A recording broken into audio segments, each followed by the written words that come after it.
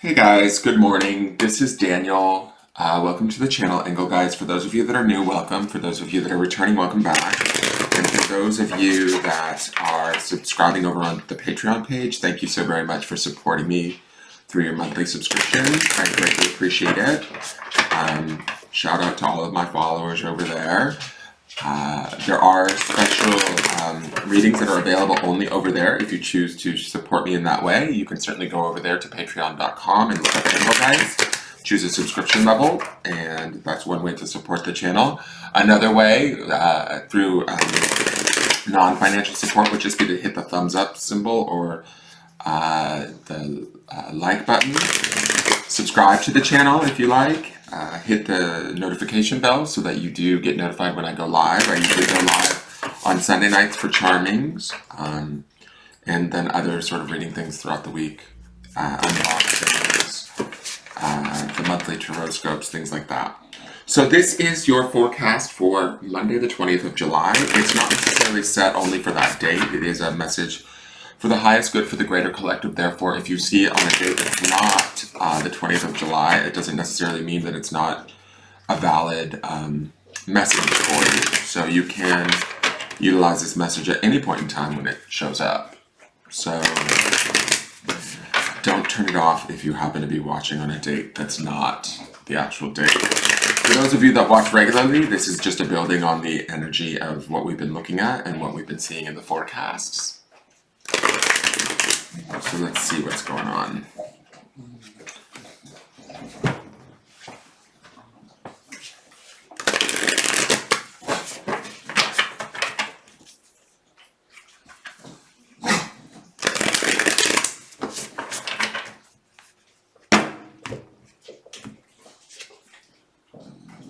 Interesting. Okay, I think we've seen her before, the Daughter of Wands. It's interesting to me that she shows up when we have that King of, the Father of Swords energy underpinning her, and we're moving into this Mother of Wands energy by the midweek. So when I look at this Daughter of Wands, to me, I believe the daughters are considered like the Page of Wands, right? In this deck, I believe so. Let me just double check that before I go ahead, because I think I might have messed that up at one point in time. Because I'm used to, it's Page Knight, and I think it's Daughter. Is that how it works? It's Mother. Let me just double check. Son. Daughter. Yeah, so Daughter is like the Page of Wands. So to me, we've got this element of fire. It's the Page of Wands. Pages are always enthusiastic, willing to learn. There's an opportunity for learning here. Like I said, with that sort of Father of Swords energy, there is that idea or this underpinning of sort of taking into account what we know to be clear truths, I think, this week, or at least in the early part of the week. I think that this Daughter of Wands is that element of spirit or that fire that sort of also helps to feed off of that Knight of, not Knight, I'm sorry, the Father of Swords energy, right? The two kind of teach each other. I feel like this is also sort of setting us up for the Mother of Wands. It's like whatever we're learning over the next couple of days until we get to the midweek, we're beginning to learn it now. The reason why I say that is these blossoms on this wand, with that this sort of this snake is sort of infinity symboling around, speaks to this idea of kind of growing, learning, sort of evolving in a way. That's also the infinity symbol that I feel like is going on with the snake's body. She's creating this sort of sacred symbol of infinity. I know that sounds weird, and she's sort of wrapping around this wand. I almost feel like, and this is going to sound a little bit more esoteric than normal, but I feel like this wand transforms into those eggs as this Daughter of Wands grows into the Mother of Wands by midweek. Does that make sense? And she does this growth, or she does this sort of movement through, this is so weird, she does this sort of movement through the strength and the awareness of that Father of Swords. So as we're observing, as we're being clear, as we're seeking the truth. These are all attributes of that Father of Swords that underpins his Daughter of Wands. And we're starting to connect those truths and those observations and whatever it is that we're looking at, whatever it is we're sort of challenging ourselves with, whatever it is we're sort of sorting through this week. And this could be, you have to apply this where it fits in your life. So it could be around a business situation, it could be around a love relationship, it could be around a work situation, whatever it is, right? Where we're finding that clarity, where we're finding those truths, where we're sort of standing in those truths and becoming strong and making clear-cut decisions. It's educating this Daughter of Wands energy for her to sort of begin to grow spiritually, to begin to connect to that understanding, to begin to sort of bring in those eggs, right, that the Mother of Wands is protecting by the midweek. Those eggs being those sort of fertile ideas, those opportunities for transformation and rebirth, those opportunities for new opportunities, right, that we maybe don't necessarily fully see just yet. This Daughter of Wands energy is sort of the bringing in of that magic, bringing in of the sort of actions that we need to learn how to take, to pursue, to create that space for that growth and that awareness. Does that make sense? I hope that makes sense. I will read the cards to you guys, but that's sort of what I'm getting from this, is her sort of slithering around and moving around these sort of maybe more, I don't know if it's esoteric, but like these more sort of ideas that are growing into realities. Does that make sense? So like this wand to me, like, and I think she had 3 eggs that she was protecting, and we have 3 blossoms here. Like these are the beginnings, these blossoms to me sort of signify the beginnings of these eggs. I know I might sound a little crazy, but you have to watch yesterday's forecast to understand what I'm talking about. And these eggs, or whatever these things are that we want, right? These things that we need to protect through our own action, through our own sort of dedication, through our own sort of nurturing. There's also a femininity to the daughter and the mother showing up in these wands cards for us this week. There's a femininity, there's a nurturing energy, there's a fiercely protective energy. It's also this energy based in fire, right? So that's where that fierce protection comes in. Also, I'm going to say this too, this Daughter of Wands keys into that dragon energy that we saw yesterday too. So snakes are very, somewhat, I would say, maybe, close cousins to the energy of dragon, in the sense that they're reptilian in that way. Does that make sense? So, and then we see these snakes represented in the suit of wands, which is that fire, which is also very much dragon energy from the other deck. So, to me, I feel like, to take this very literally, some of you might have 3 different avenues or 3 different opportunities or 3 different areas of your life where you're seeking opportunity. I would focus on those things, right? If some of you only have one thing that you're like focusing on and wanting to like make manifest or create, and you're doing that through your thoughts, through that Father of Swords energy, right? Through the clarity of those thoughts, through making these clear decisions, through looking at things through discerning eyes, right? And this Daughter of Wands is the beginning of sort of starting to look at that reality and move around in it, learn about it, make it happen, start to become, growing it in a way, allowing it to sort of blossom, like the blossoms we see on this, if this is a willow branch, right? She's familiarizing herself with them. And as we do that, as we sort of, utilize this sort of power, we can begin to turn these blossoms into the very eggs that we see the Mother of Wands protecting. There's an education happening here, if that makes any sense, or a growth of awareness. I know this sounds a little bit weird, I'm sorry, but that's kind of what I'm getting from this card. Let's see what the spirit animal is for the day. Oh wow, okay, we've got like mythical creature week. So unicorn, definitely, this is another mythical creature to go along with the dragon. I love that the unicorn, to me, feels, the dragon is very observant. The unicorn feels like it's watching over this Daughter of Wands in some weird way. Like, I look at this unicorn and it feels like he's overseeing her and protecting her. So today I would utilize this energy of the unicorn. Also the unicorn has that third eye, that horn coming out of the third eye, which makes me think about intuition, especially with that moon behind his head. So, or her head, if you see this unicorn as female, maybe this unicorn doesn't even have a sex to it, but to me, that third eye connection, that intuitive connection, that awareness also speaks to the idea of this daughter of wands sort of swirling around this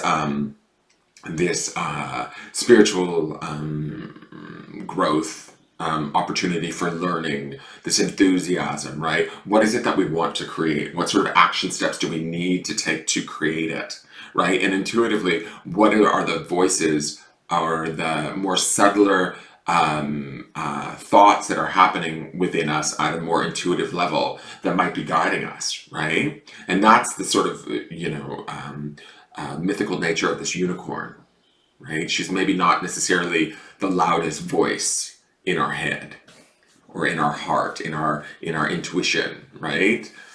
We have to listen for it, but I feel like she will guide us correctly. She definitely has more of a, to me, a more of a softer nature than that dragon, but that dragon has such beautiful strength. So being coupled with both of these animals, because the dragon is still present, we have to remember that, right? The energy of the dragon card is still present with this unicorn. To me, there's some opportunities for really sort of incredible changes in how we perceive our situation, in what steps we choose to take. And again, like I said, with yesterday's reading, there's a lot of like observation that's happening throughout this week. And there is action being taken when the times are right. But there's also a lot of attention being placed on, is now the right time? Is this the right step? Is this what I truly want? Is sort of the questions that you should be asking yourself. You will find the answers, is my feeling, because we see the progression of this daughter of wands energy turning into the queen of wands or the mother of wands energy by midweek. So, and coupled with like the strength of, like I said, that dragon card and the father of swords, we have that strength backing us to sort of make this progression, this growth, this awareness shift in a way. Like I feel like we're bringing maybe our dreams or things that we didn't think possible into fruition by midweek. And then by the end of the week, we had that Nine of Wands, which was also, again, there was some sort of imagery around the moon and that sort of thing, and finishing out the final steps to get to our sort of goal. We need to believe in ourselves this week. Staying focused on that gratitude stone, staying in that place of gratitude, even if some of you are struggling through some of those things that you're looking at right now, that's okay.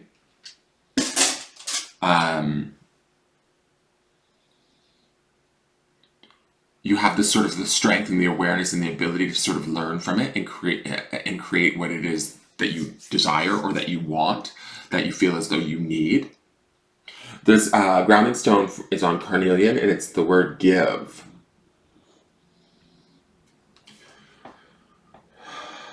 The question here to me is, what do we need to give ourselves to take these steps?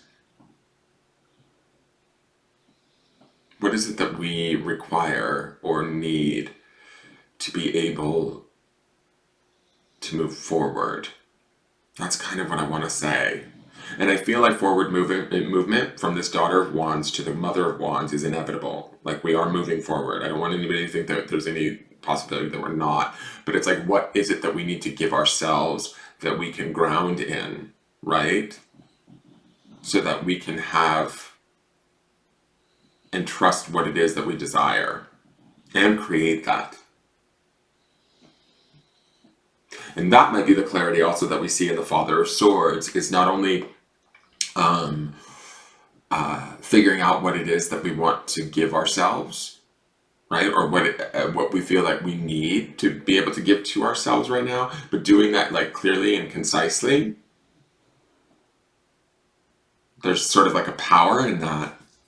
And that's also something that should we should be grateful for when we find that information or when we find that awareness, right? There's something to be said for being able to truly trust our instincts or our motivations and understand that they're based in a place of like sort of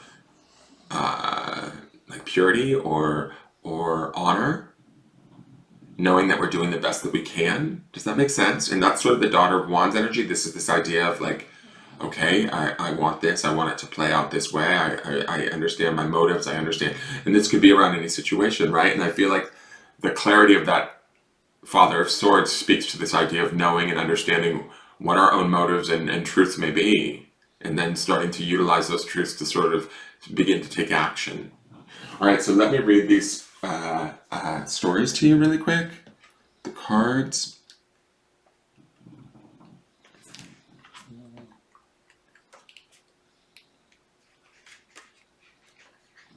One moment, I'm just trying to find unicorn. Okay. All right, so for the Daughter of Wands, she is visionary and passionate. The Daughter of Wands is a free spirit, a truly visionary creature. She usually waits until later to settle down or start a family, and as she's busy with her career. She can be stubborn and much stronger than she looks. As with all the Wands family, the daughter makes a dangerous enemy. This card can also represent a woman going through a transformation or spiritual breakthrough. And that's that sort of swirling energy that I feel in this 8. It's us sort of deciding what it is we want and starting to begin to sort of make that reality by swirling around this branch. Do you understand what I'm saying? And these blossoms are turning into those eggs that we see. Those are the realities that we then need to sort of protect and keep safe for the moment in the midweek as the Mother of Wands. Right? And the Mother of Wands will get things accomplished. Do not worry. That energy that comes in on that card will get things done. We have the strength, the prowess, all of that sort of stuff, especially with that dragon energy underneath.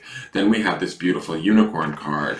Unicorn is reconnecting to higher wisdom or divinity. It's difficult to see, hear, or think of a unicorn without immediately questioning if it's real. Did they ever exist? Perhaps long, long ago. The mind answers maybe, or it could be, or no way. This very contemplation explains our relationship with divinity and encapsulates our wavering belief in the unicorn. We wonder what divinity is. We wonder where our intuition comes from and if we can really trust it. We think about a higher power and our mind hesitates between yes, no, and maybe. Is it male or female? Does it have a name? Is it just a feeling? The unicorn card appears and wakes us up to curiosity about the higher self and the divine. It is a card of questioning, exploring, and contemplating the inexplicable. The mind's eye knows there is something beyond our day-to-day lives, a deeper dimension to our experiences. The mind's eye reaches and reaches and reaches out to grasp something more. If you are the unicorn and you have begun your quest for the answers. The unicorn and the sixth chakra. It's no surprise the subtle essence of the unicorn resides at the third eye, the exact place from which the unicorn horn extends. This center is called the Ajna chakra or command center. The ancient yogis believed it to be responsible for our intellect, intuition, and deepest wisdom. Some say our two eyes see the past and present, while the third eye peers into the future.